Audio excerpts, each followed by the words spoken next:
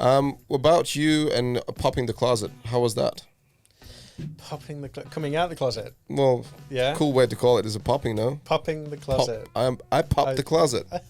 I popped the cherry. Oh no, you pop the cherry. You don't pop the closet. Yeah. So how was it for you to? I opened the closet door and then popped my cherry. Right, there we go. Probably, or you pop your cherry in the closet. Yeah, more likely. Yeah, but that was before. That was before London. No. That's what I'm saying. I'm not talking. So this is when I was 18. Okay. Is when I came out. Yeah. To the world. And how was that with your family? You had brothers, sisters? No, only child. You're only child. Yeah. And so how was it received by your parents? By my parents was fine. Oh, okay. Yeah. By my mum, totally fine. I think she probably knew anyway. I think she did. I came out to my auntie first, actually. Really? Because you felt like more safe with her, or just connected? Well, my auntie in Amsterdam. Oh, okay. Yeah. She was like, "Oh, good for you, my nephew." Pretty much. Yeah. And all of a sudden she speaks Russian accent. "Good for you, my nephew." Yeah, that's the one. So I came out to her first, and I think she wrote a letter to my mum saying, "Oh, Joel's gay." All right. And she went, "Yeah, I do." So but how was it for you? Like, would you know some other guys your age at the time, guys or girls? My friends. Yeah, any friends you had in the school? Like, did it felt like not safe to go and talk about this to your friends, or? I changed my group of friends when I came out. Right, but that was still in Derbyshire. In Derbyshire. Yeah. So I lost my straight set of friends because they didn't get along with the decision. Really? Yeah. I made a whole new set of friends on the gay scene. So. How was it? How did it feel in the sense of that someone, just because of your preferences or because of you just you like different things, all of a sudden they're not your friends anymore? It was a bit hurtful, but I'm pretty pragmatic in the sense right, okay, you have been my friends throughout school, secondary school, high school, and now I'm getting on with my life. You're getting on with your life. I've come out and being honest with everybody. Yeah. If you don't agree with that, then fuck you. That's fine. But do you think I'm just going to get on with my life? But do you think it's just a small town mentality? Is it just like almost like? Oh, it is. Yeah. Very often what I say, like when there's a lot of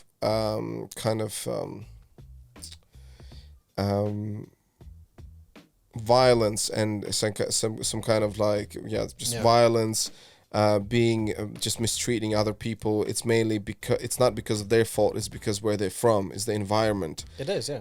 And that's where, like, when someone says, "Oh yeah, this guy he steals or he fights or does all these things," but it's like, but do you understand that probably biggest reason why he or she is this way is because of the environment where they were raised in. Yes, it is, yeah. And exposed, and the family and mom and dad were there saying if dad has racist slurs all the time, or being homophobic all the time around you, what kind of person you're going to be, especially when you're juvenile, when you're just underage. Exactly. It's all about upbringing, how your parents bring you up. Have you ever reconnected to any of those friends? No.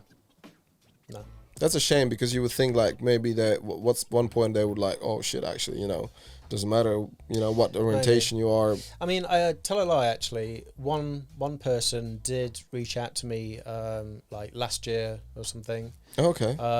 Donna. Yeah. Hey Donna. Hey Donna. Who was a friend of mine, and she reached out just saying, hey, how are you, and all that kind of stuff. So I updated her, but that's it. Nothing more than that. Wow. Yeah. Wow. And then how was the community in Derbyshire with like? But I don't have like a bad thought about that. I'm very happy with my friends now, and the friends that I made after coming out. I'm very happy with all those decisions. But you see, the funny thing is, like, I can relate it, even though it's not for me changing my sexual orientation or announcing what is my sexual orientation. For me, it was like the mindset, because my mindset was always to leave my little town. I wanted to travel, and afterwards, when I moved away from Riga, and most of my friends were getting married, settling down, and then I realized that I am kind of pushed out of my tribe, because I would go back and talk to them, but there's, first of all, nothing really much to talk about. We have nothing really in common anymore. I'm saying about, I'd rather chase my dreams till I die, you know, and they were looking at me like, what's wrong with you, kind of thing. So, you know, I can relate to that as well. But I just, anytime I talk, and for me, my eyes were, you know, my kind of look was so much more widened in Vancouver. It started in Canada when I started working in gay clubs. Vancouver. Funny you should mention that. Okay. I want to move there. I actually considering that's the place where to have a family and settle down. It's one of the best places in the world. We can talk about it a little bit later. Yeah. But so for me, in Vancouver, I kind of opened my eyes because I got exposed to all this gay community, and I realized these are fucking awesome people, you know. And then I was like, well, are they awesome because they're gay? No, they're just people. And they, you know, and the gay community has this thing about going partying and whatever, but there's a lot of gay people who don't party. They like to sit at home and read, you know, be very antisocial, being an assholes. Just because you're gay doesn't mean that you're fucking awesome either, just like with straight people. So, and that's where I kind of opened my horizons, opened my eyes, and then also obviously I moved to London, and I continue hanging out with a lot of, you know, gay people. Yeah. And then when you've been exposed and hang out, and you just, you know, accept them as like just very awesome people, and doesn't matter, you know, what you like, what you don't like. And then I would go back to Latvia, and even with my sister, I would have a conversation. And she, at the time, she was a finance director for Opera of Latvia. Okay. And there was someone who was a gay artist, or he was, I don't know how he was involved. And just the way she would be talking about him behind his back, obviously, because he wasn't there. Yeah. I just felt like that resentment you have towards that person just because of his sexuality. Mm-hmm. And I straight away started like, what the fuck's wrong with you? You have master's degree, you're smart, you're well traveled, you know, you educated, interesting person, and this is the way you look at, you know, people. But that's to do with her upbringing as well. Probably her parents, maybe, and her ethics as she was taught as a child or something. Or that is, well, because I'm her brother, so I was raised in the same community. Oh shit, sorry. That's my sister, yeah. Ah. No, oh my god, edit out.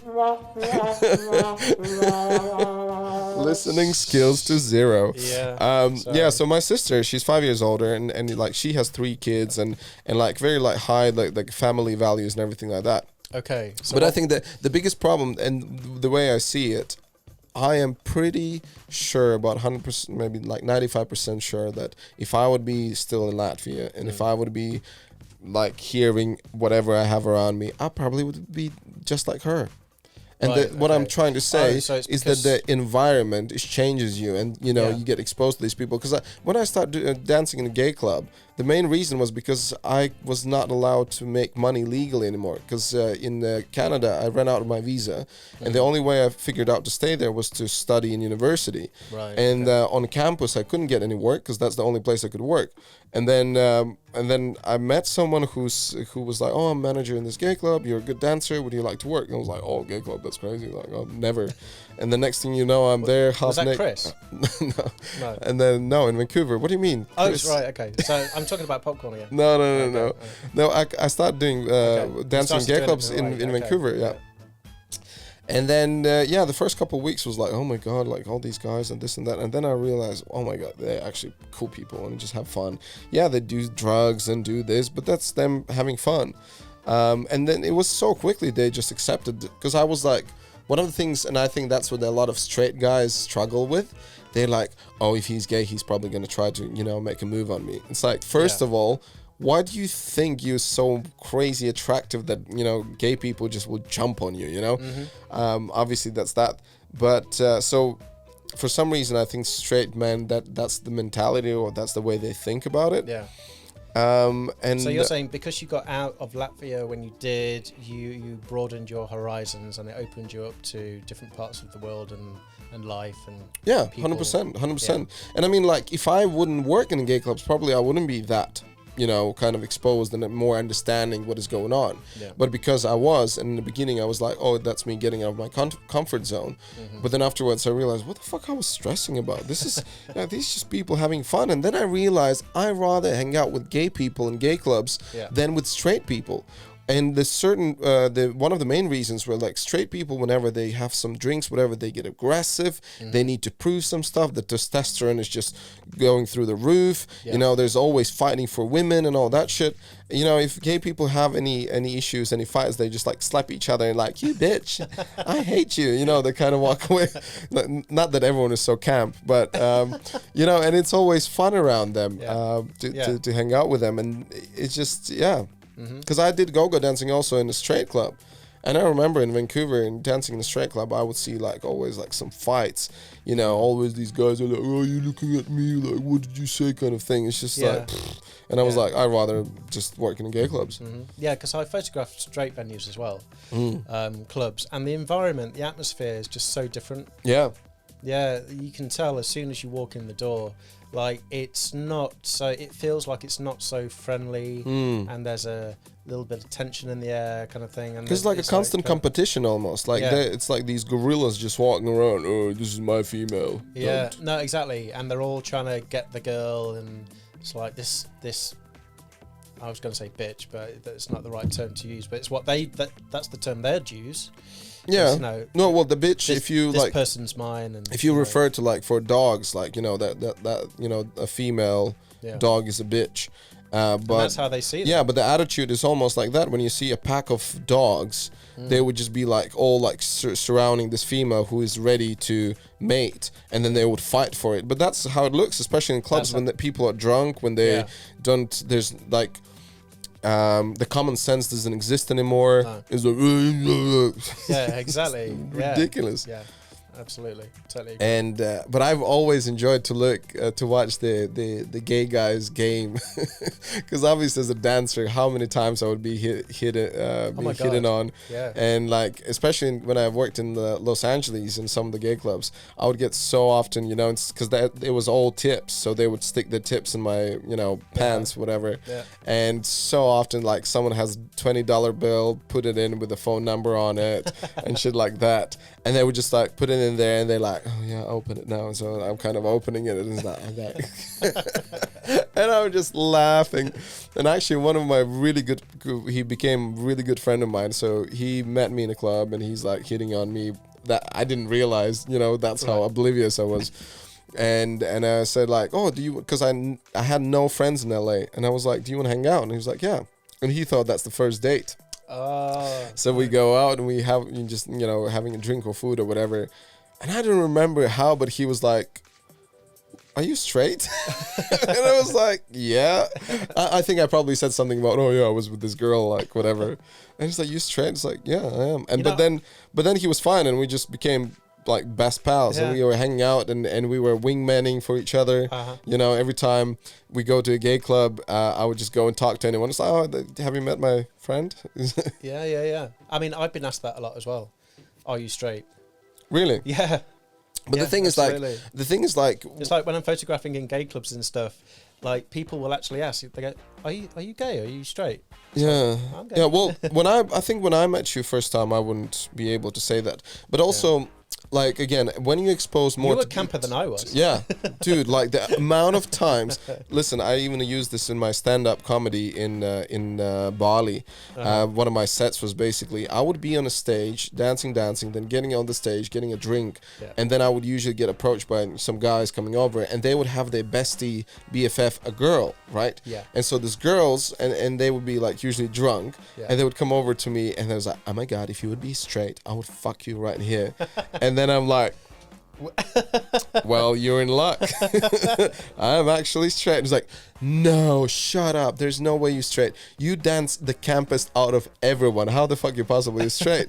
And I was like, yeah, I'm straight. I just adopt. Because you were really comfortable in Popcorn, like so comfortable, and you would actually lead all the guys on. You would play with them. And I just because also I think I brought mentality from LA, because in LA you would always work for tips. Yeah, that's the thing. Because like I noticed some of the boys performers in the UK clubs, they would be very like assy and bitchy, very cold, kind of not very inviting. And then there's like, oh yeah, try to have this attitude in LA, you're gonna have no money.